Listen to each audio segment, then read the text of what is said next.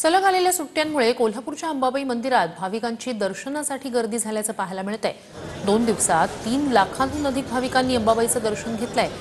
तिसऱ्या दिवशी सुद्धा अंबाबाईच्या दर्शनासाठी भाविकांची मोठी गर्दी आहे। याचा आढावा घेतलाय आमच्या प्रतिनिधींनी। 15 ऑगस्ट स्वातंत्र्य दिनाची सुट्टी आणि त्यानंतर जोडून आलेला वीकेंड यामुळे राज्यभरातील सगळ्याच धार्मिक आणि पर्यटन स्थळावर पर्यटकांची गर्दी आहे ती बघायला मिळते। तशीच गर्दी कोल्हापुरातल्या अंबाबाई मंदिर परिसरामध्ये देखील आपल्याला बघायला मिळते। खरं तर गेल्या 2 दिवसापासून जवळपास 3 लाखाहून अधिक भाविकांनी अंबाबाई मंदिरामध्ये भेट दिलेली आहे, दर्शन घेतलेले आहे आणि तशाच पद्धतीची परिस्थिती आज देखील आपल्याला पाहायला मिळते। आज रविवार आहे आणि आज रविवारच्या दिवशी खरं तर आपण बघू शकतो ही दर्शन रांग जी आहे ती हाऊसफुल असल्याचं आपल्याला बघायला मिळते। सलग सुट्ट्या असल्याचा एक योग साधत भाविकांनी अंबाबाई मंदिरामध्ये दर्शनासाठी गर्दी केल्याचं बघायला मिळतंय।